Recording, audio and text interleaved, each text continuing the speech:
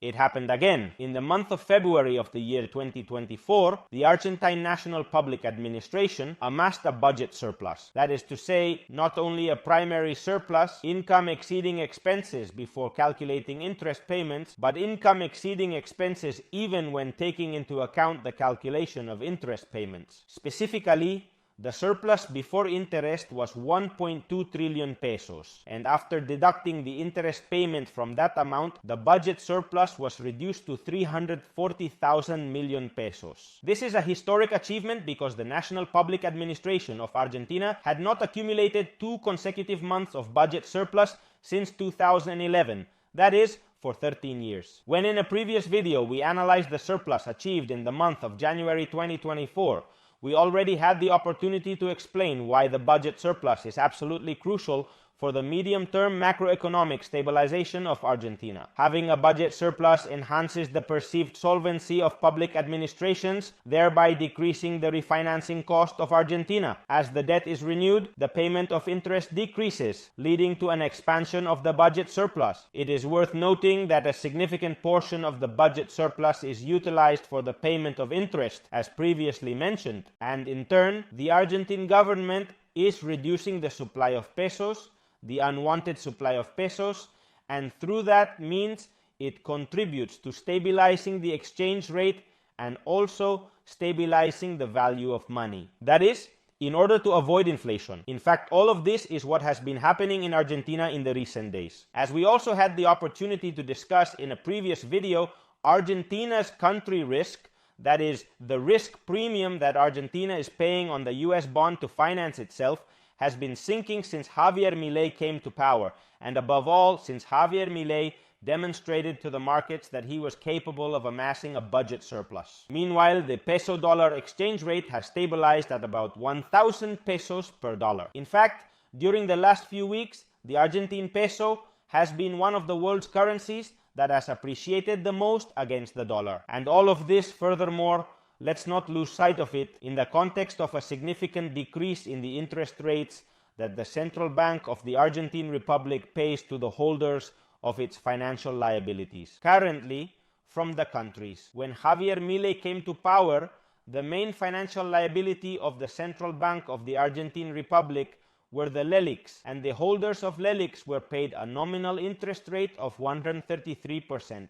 Well, what Javier Milei initially did was to stop renewing the LELIQs so that the holders of the financial liabilities of the central bank, which are mainly the Argentine banks, had to start buying pesos, replacing LELIQs with pesos, with the difference that the pesos were not remunerated at an annual interest rate of 133%, but at 100%. In other words, he has already lowered interest rates for banks' remunerated liabilities at the central bank, reducing them from 133% to 100%.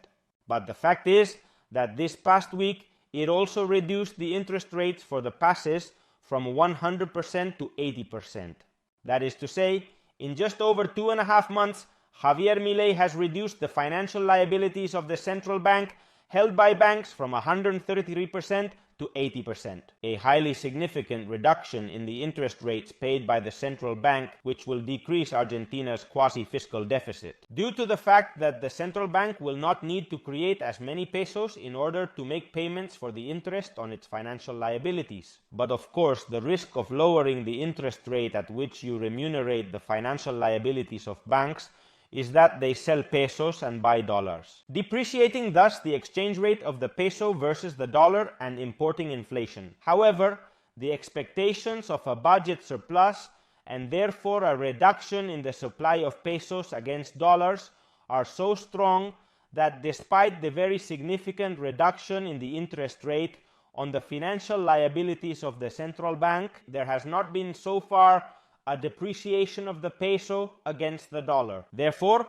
we are experiencing the effects that, in the previous video dedicated to analyzing the budget surplus in January, I explained would follow from that budget surplus. That is to say, reduction of the interest rates at which both the Argentine Treasury and the Argentine Central Bank are financed, maintenance of the exchange rate, and progressive decrease in inflation. Thing that, by the way, has also occurred in Feb compared to Jan. and in Jan compared to Dec. Based on the data we are currently analyzing for March, it seems that the same event will occur again in March compared to February. Therefore, I reiterate once again, the budget surplus is fundamental, essential, crucial, and indispensable for the macroeconomic stabilization of Argentina. And it's being demonstrated. Now, in that previous video, where I analyzed the budget surplus in January, I also warned about the significant risk that existed around it. And that great risk is that it may not be enduring, sustainable over an extended period of time. Despite the fact that the government of Javier Milei insists,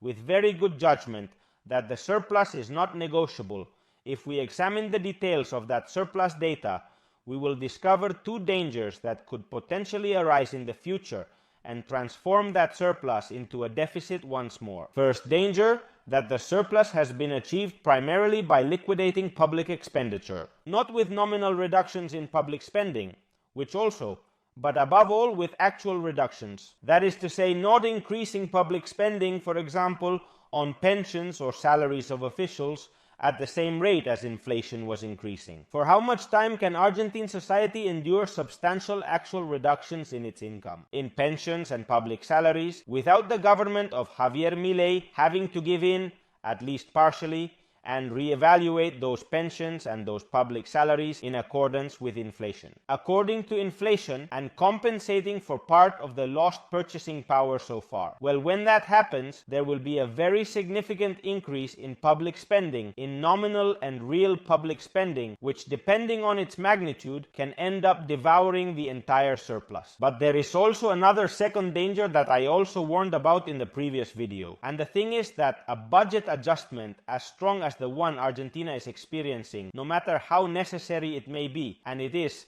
if you want to curb inflation, such a strong budget adjustment as the one Argentina is experiencing in the short or medium term, is going to generate a recession or a deepening of the recession. And that recession or deepening of the recession implies that government real income will decrease, because if there is a decline in economic activity, there will also be a reduction in the amount of revenue collected by the government. That does not mean, as some economists claim, that it is impossible to achieve a budget surplus, that every spending cut necessarily implies a greater fall in income, and therefore an expansion of the budget deficit. That is not the case. However, it is true that the current surplus does not necessarily have to be extrapolated to future months, because predictably, revenues will fall further. And if your income falls compared to its current levels, or you look for other sources of income, tax increases, something that is not desirable, or you cut expenses even more. And this danger, in fact, is already materializing in Argentina's public accounts.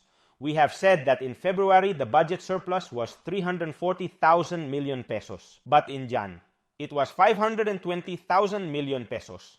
Thus, the surplus has been reduced by nearly 200,000 million pesos in just 1 month. And why has the budget surplus been reduced so significantly in just 1 month? Well, setting aside the seasonality factor, which has also influenced, the truth is that the main reason why the budget surplus has been reduced by 1 month is that real income has fallen much more in February than in January. In January 2024, the revenues of the Argentine National Public Administration had fallen by 1.3% in real terms after inflation compared to the same month, January of 2023. In February 2024, real income had fallen by 6.3% compared to February 2023, indicating a significant decline in purchasing power over the year. It is a very strong deterioration in the rhythm of tax collection of the Argentine state, as a consequence of the recession that the Argentine economy is already experiencing, as a consequence of the necessary budget adjustment to combat the enormous inflation that the Kirchnerist Peronism left to the Argentines. But, of course, precisely because the budget adjustment, which is essential, I repeat once again, precisely because the budget adjustment has a recessive effect, it would be, in turn, very important to counteract that contractive influence that the essential budget adjustment has with a regulatory, or rather deregulatory, boost to the Argentine economic activity. If one of the engines, false engines, seized engines, but engines in any case, if one of the engines of the activity of the Argentine economy was the public sector, and that engine has now stopped to take it to the workshop, it would be very important to activate another of the engines of the growth of the activity of the Argentine economy. And what is that other mechanism that can and should be activated? The engine of private sector investment. And how can you stimulate private investment?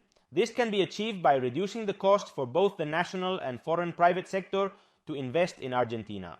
And how can you reduce the costs of private investment in Argentina?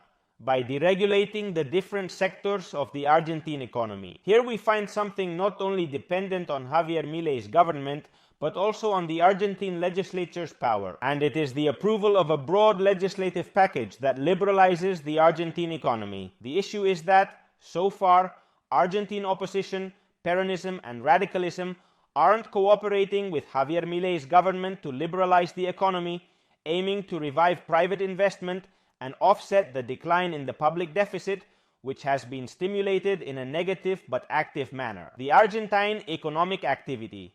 At the moment, Peronism and radicalism are working to block any process of deregulation and liberalization of the Argentine economy promoted by the government of Javier Milei. They fully emptied the law of basis and starting points for the freedom of Argentines, forcing Javier Milei's government to withdraw it from parliamentary proceedings. However, this week in the Senate, Peronism and radicalism have come together to reverse the decree of necessity and urgency that, in its turn, liberalized different sectors of the Argentine economy. Decree still partially in effect, another part temporarily suspended by Argentine justice.